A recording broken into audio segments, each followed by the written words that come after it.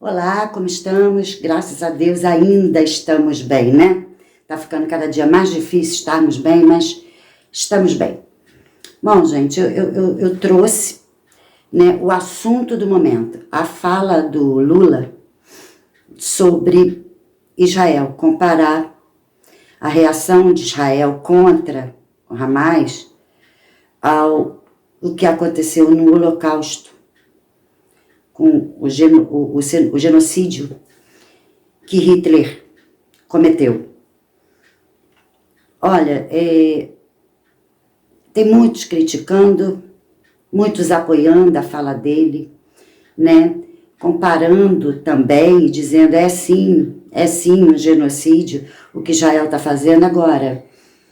É completamente diferente, é uma ofensa muito, muito grave a todos os judeus, alguns ainda vivos que passaram por aquilo, e muitos judeus são descendentes, a maioria são descendentes do que aconteceu com o povo judeu no grande genocídio, né, do Hitler contra o povo judeu. Aquele holocausto matou 6 milhões de judeus, todos ainda estamos traumatizados de alguma forma, né? Existia até a coisa mundial do holocausto nunca mais. A ONU, apesar de se perder no meio do caminho, foi criada por conta disso, para não deixar mais acontecer. Mas, enfim, o que aconteceu é bem mais grave do que a gente está pensando, tá? O que acontece? O que o Lula falou, ele se tornou já declarado oficialmente persona não grata em Israel. Só que a gente não pode esquecer uma coisa, não é o Lula que é persona não grata em Israel, é o povo brasileiro.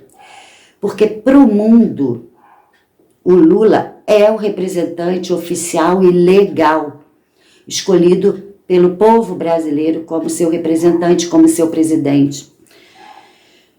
Talvez o mundo não saiba como ocorreu de fato as eleições aqui, né? Sem contagem, sem voto impresso, sem nada poder ser questionado, mas oficialmente ele é o representante legítimo do povo brasileiro. Tudo que Lula fala lá fora é o Brasil falando, é o povo brasileiro falando através do seu representante. Então isso é muito grave, porque ele nos colocou numa situação muito difícil. Muito difícil. Porque ser persona não grata pode parecer besteira para quem não entende, nem não é, de novo, não é uma persona, a pessoa do Lula. É o presidente, representante legal do Brasil que fez isso. E aí é que está a questão. Muitos falam que não foi bem isso que ele quis dizer, não foi bem assim, ele deu uma gafe, a outra veio, a Janja, né, veio tentar explicar e piorou, porque aí ela reafirmou, como eu acabei de dizer, um presidente, um governante legítimo do seu país, fala pelo seu povo. E Janja veio dizer que Lula não estava falando do povo judeu, estava falando do seu governante. E aí reafirmou o que o Lula falou, que ele sim é genocida. Então, como representante de um povo, os judeus são genocidas. É a mesma forma que é visto o Brasil através do Lula, tá? Bom, mas não é esse o caso. Muitos estão tentando passar pano, que foi uma fala infeliz, outros justificando. É sim, porque realmente os judeus estão matando criancinha. Não. Vamos lembrar o que aconteceu no 7 de outubro do ano passado, tá? No 7 de outubro do ano passado, eles estavam comemorando o Shabat, tinha uma rave maravilhosa, tudo bem, eles estavam no Shabat deles, eles estavam num dia importante de paz e foram surpreendidos antes do amanhecer do dia, atacados em suas casas civis, mulheres, crianças, bebês, mulheres grávidas. Não tinha nada a ver com guerra de soldado contra soldado, como fala, estou fazendo isso com eles. Não, eles fizeram. O Hamas fez em Israel. Matou mais de 1.000 pessoas, mais de 1.500 pessoas, fora os que estão sequestrados, ainda desaparecidos, que ninguém sabe se foi sequestrado, se está morto. E foi horrível, foi uma carnificina, com direito a assar bebês no forno, bebês vivos, decapitação, civis, pessoas inocentes.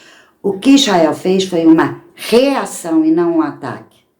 E o Hamas declarou que só iria parar quando exterminasse o povo judeu. Então, se o povo judeu cessar fogo, o Hamas, e não destruir o Hamas,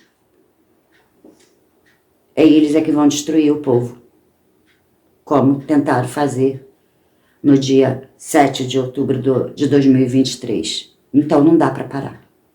E o Hamas não é a Palestina, assim como o PCC não é São Paulo. Assim como o Comando Vermelho não é Rio de Janeiro. São coisas horrorosas, criminosas, dentro de um Estado, dentro de um país.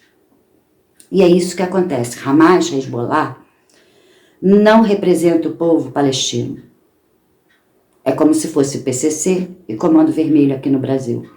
Não tem nada a ver com o povo palestino.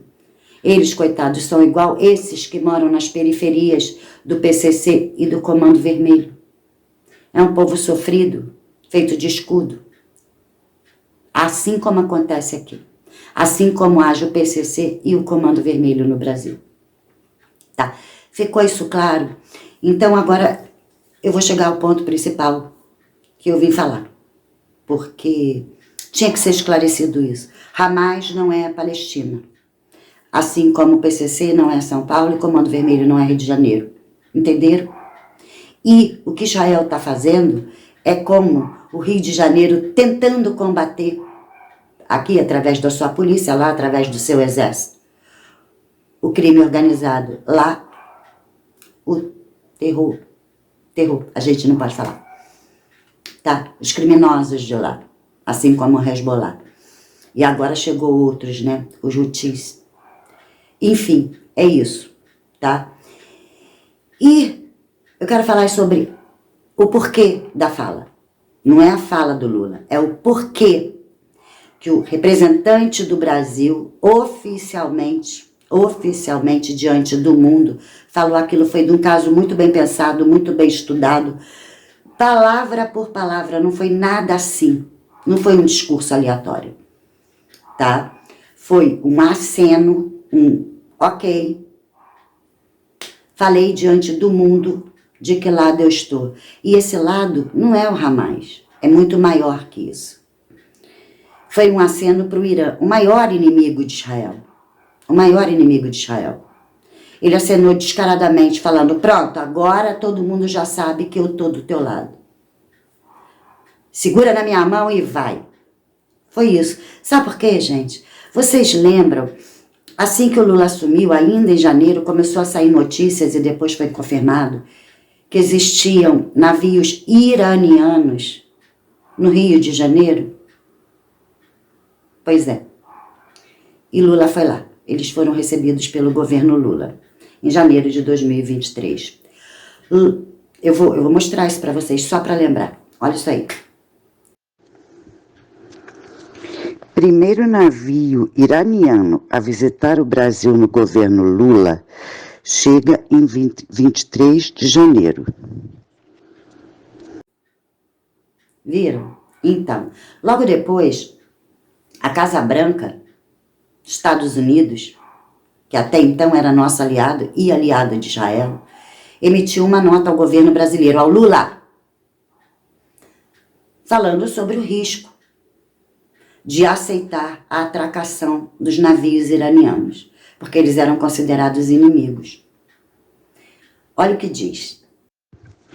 O Brasil tem sido alvo de críticas depois de autorizar a atracação de navios de guerra iranianos no porto do Rio de Janeiro.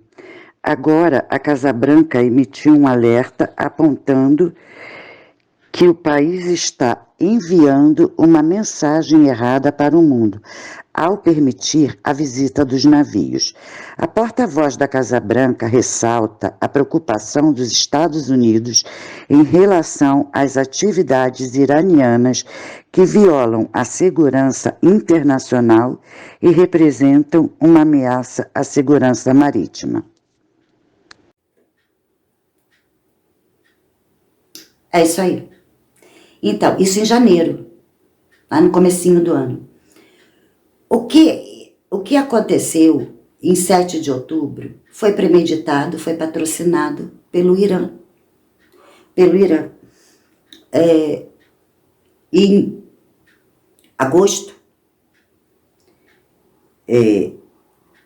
o Irã sinalizou entrar no BRICS do ano passado. E o que é o BRICS? Vocês lembram que o nosso presidente mandou a nossa ex-anta presidenta para encabeçar o BRICS? O BRICS é a união Brasil, Rússia, China, Índia, Brasil, Rússia, Índia, China e seria o África do Sul também. Seriam os 4, mas entrou mais gente. O Irã também. E o Irã é oficialmente declarado, escancarado, patrocinador do Hamas. Tá? Então, olha bem, presta atenção. O Irã no BRICS. Líder supremo do Irã analisa entrada do país no BRICS, com sucesso, no dia 30/8/23. Pois é. E aconteceu aquilo em 7 de outubro. No dia 8 de outubro, o líder supremo do Irã declarou que queria o extermínio de Israel. O patrocinador do Hamas. Então está muito claro quem está por trás. Iraniano Khamenei, patrocinador do Hamas, diz que fim de Israel está chegando.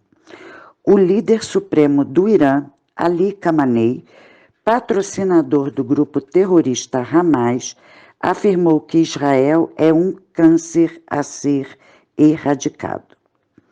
No dia 8/10/23. Viram? Eu não estou inventando nada, eu só estou trazendo tudo o que aconteceu ano passado para nós chegarmos no dia de hoje e tá todo mundo feito barata tonta comentando a fala do Lula. Talvez, para acabar de fechar o acordo oficialmente, a condição teria sido essa.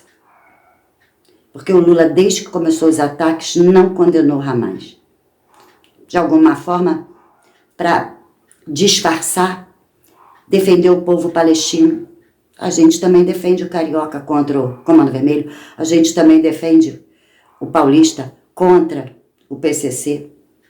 Então a gente defende o palestino contra o Hamas. Contra o Hamas. Contra, não a favor. Eles não são a mesma coisa.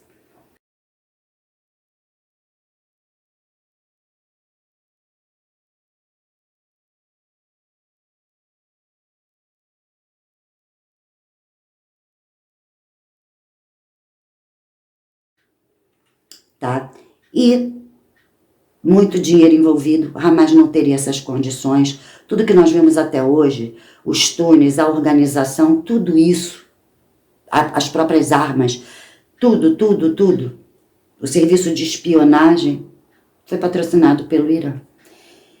E o nosso presidente, nosso representante legal diante do mundo, fez esse aceno de que lado está. Se a guerra se estender, se aumentar, se aliados tiverem que entrar, nós estamos do lado errado, correndo risco de entrar numa guerra. Porque até hoje ninguém sabe o que os navios iranianos vieram fazer aqui, o que deixaram aqui. O que deixaram aqui. E vou dizer uma coisa para vocês. Tem portos no Brasil que não são muito visados. Ninguém nem lembra que existe.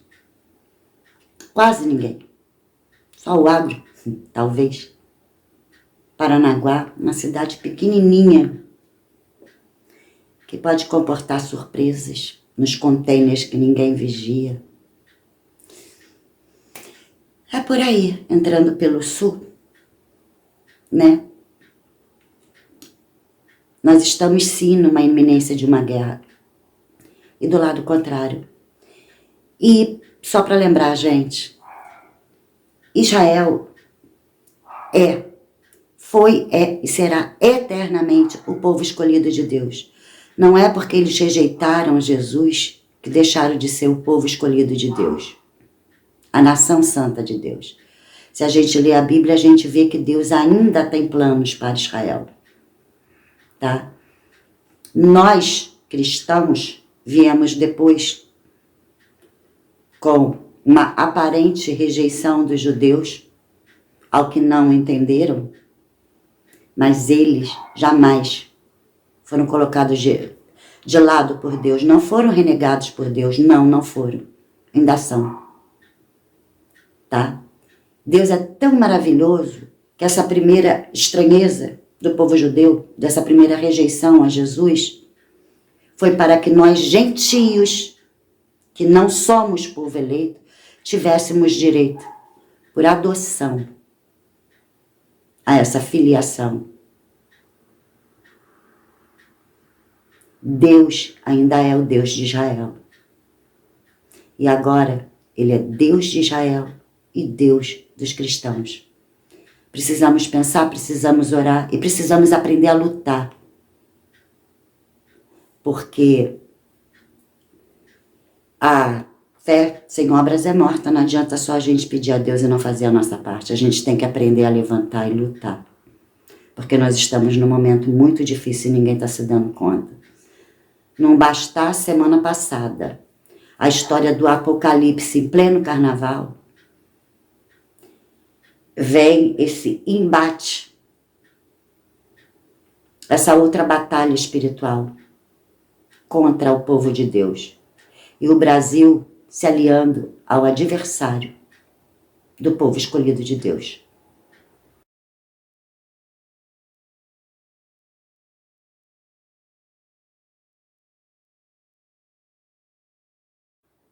É preciso a gente levantar e saber lutar antes que seja tarde demais. Joelho no chão e muita oração. Para a gente poder um dia dizer que combatemos um bom combate. Tá bom, gente? Beijo no coração de vocês, fiquem com Deus e até a próxima.